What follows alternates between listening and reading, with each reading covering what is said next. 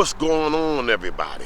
Welcome to another special edition of JD Network. Look, today's video is money making you sick? So if you feel like it's making you sick, all you gotta do is stick around to the very end of this video right here, and I promise you, you won't be sorry. And look, make sure you like, share, and subscribe to this channel if you have not already.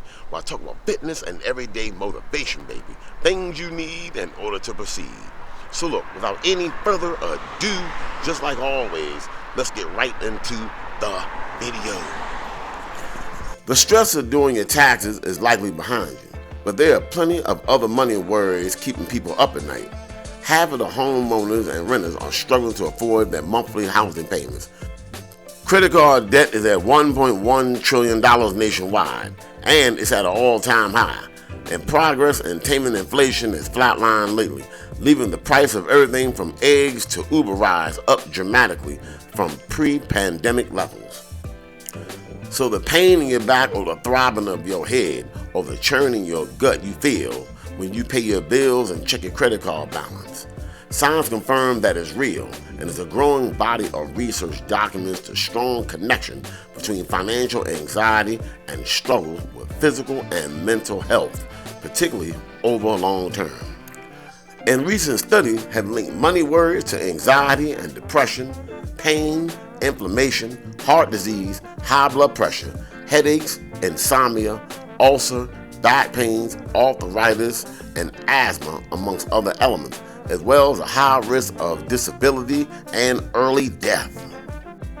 So in fact, a study published earlier this year by a team of British researchers suggests that among serious life changes that people often face, including divorce, disability, caregiving, illness, and bereavement, financial strain is the most detrimental to your health.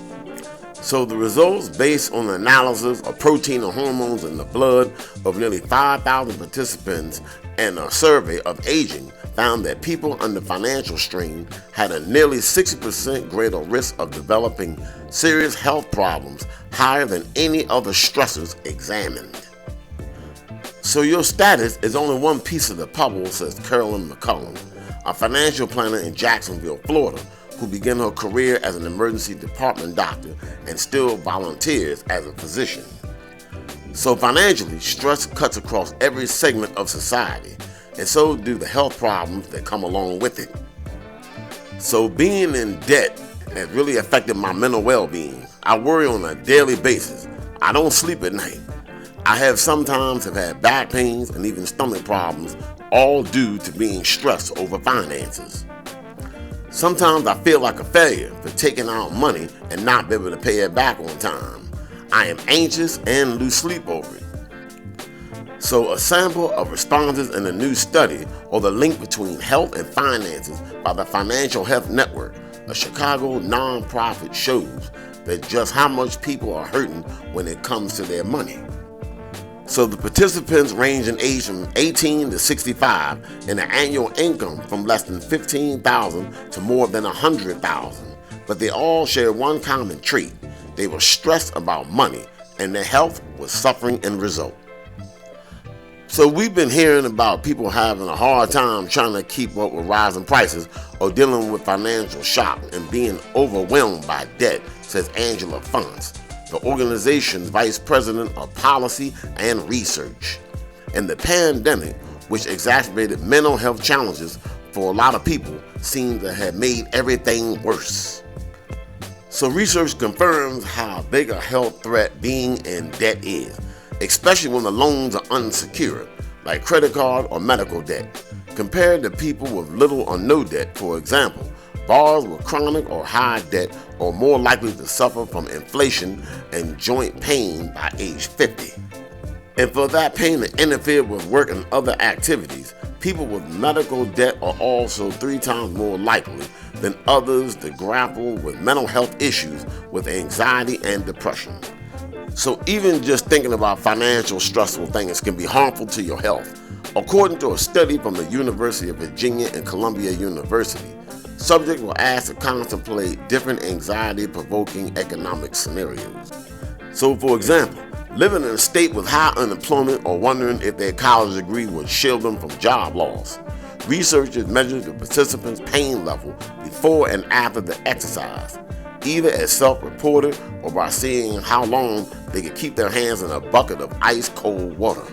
The subjects reported more pain and lower tolerance after thinking about a shaky financial future.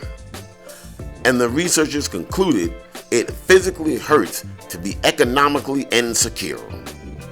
So why are money worries so detrimental to health? Scientists says the body's psychological response to stress is a key factor. So persistent stress and the feeling of being out of control trigger complex biological interactions, including the release of hormone, cortisol, and adrenaline into the bloodstream that interrupt normal body function. That over time can lead to inflammation, a weakened immune system, elevated blood pressure, and overall long-term threats to good health. So behavioral responses to financial stress also play a role. When money is tight, for example, people often forgo visits to the doctor and medical treatment. Stress is also linked to unhealthy lifestyles, behaviors such as exercising less, drinking more, and eating junk food. So as health declines, it may interfere with an individual's ability to work, which can worsen financial problems. Lower income people are less likely to have health insurance, receive new drugs and technologies, and have ready access to primary and specialty care. So the process goes both ways, says McCullough. Poor finances lead to poor health, and poor health leads to poor finances. So not everyone with financial challenges ends up anxious or ill. The best preventative medicine, experts say, is to address the money issues that do the most harm before they turn into a serious health threat. So if you're overwhelmed by student loans, consider switching from a standard 10-year payment schedule to an income-based plan that stretches payments over 20 to 25 years. That can be substantially lower the amount you owe each month. If you have big medical bills, call your healthcare provider to arrange more manageable payments. Do the same with credit card issuers and see if they'll lower your interest rate too. So just having one thing can help restore your sense of control, which can have huge health benefits, Fonte says.